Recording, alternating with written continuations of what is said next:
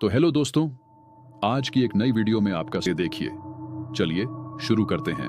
गांव सुरंगा चारों ओर घने जंगलों से घिरा हुआ था।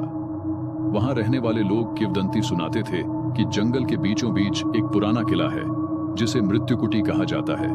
कहते हैं इस किले में एक भयानक चुड़ैल काया का वास था, जिसे सैकड़ों साल पहले गांव वालों ने जलाकर मारने की कोशिश की थी, लेकिन काया मरने से पहले गांव को शाप देकर गई थी। जो कोई भी इस किले के भीतर कदम रखेगा, उसकी आत्मा मेरे पास कैद हो जाएगी और उसका शरीर मेरी सेना का हिस्सा बनेगा। अभिशप्त रात, एक अमावस्या की रात, 3 दोस्त रोहन, मीरा और अर्जुन जंगल की ओर गए। उन्हें भूत प्रेत की कहानियों पर यकीन नहीं था। हिम्मत दिखाने के लिए उन्होंने मृत्युकुटी में प्रवेश करने का निश्चय किया। जैसे ही उन्होंने किले का विशाल लोहे का दरवाजा खोला, एक ठंडी हवा का झोंका उनके शरीर से टकराया। भीतर घुप अंधेरा था और किले की दीवारों पर अजीब अजीब प्रतीकों का खून से लिखा हुआ दिख रहा था। अचानक मीरा ने देखा कि फर्श पर राख बिखरी हुई थी, लेकिन राख में उंगलियों के निशान ताजे थे, जैसे कोई अभी अभी वहां से गुजरा हो। अर्जुन ने मजाक में कहा, यह तो किसी का खेल लगता है।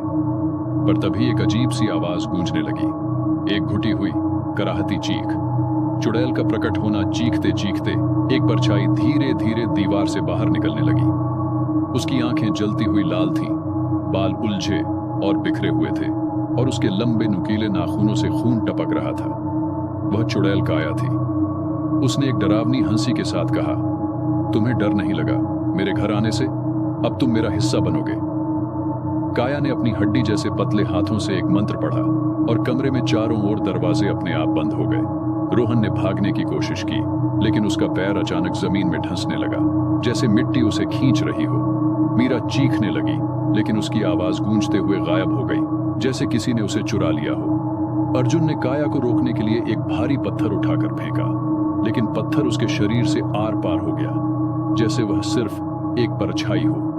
अंतहीन खौफ चुड़ैल ने उन्हें चेतावनी दी, अब तुम्हारी आत्माएं मेरी हैं, इस किले से कोई वापस नहीं जाता।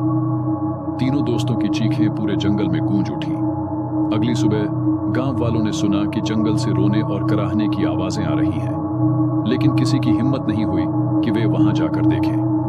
कुछ समय बाद जंगल के करीब से गुजरने वाले लोगों ने किले की खिड़कियों में 3 परछाइयों को घूमते हुए देखा। वे परछाइयां रोहन, मीरा और अर्जुन की आत्माएं थीं, जो अब हमेशा के लिए काया की कैद में थीं। आज भी जो कोई अमावस्या की रात उस किले के पास जाता है, उसे उनकी चीखें सुनाई देती हैं, और अगर कोई बहुत करीब चला जाए तो काया उसकी आत्मा को भी अपने अंधेरे साम्राज्य का हिस्सा बना लेती है। क्या आप हिम्मत करेंगे उस किले के करीब जाने की? तो कैसी लगी दोस्तों आज की एक नई कहानी? तो ऐसे ही कहानी देखने के लिए और सुनने के लिए हमारे चैनल वीडियो स्टोरी को सब्सक्राइब कीजिए। तो गैस मिलता हूं मैं इसके नेक्स्ट वीडियो और एक नई कहानी के साथ। तब तक के लिए अलविदा।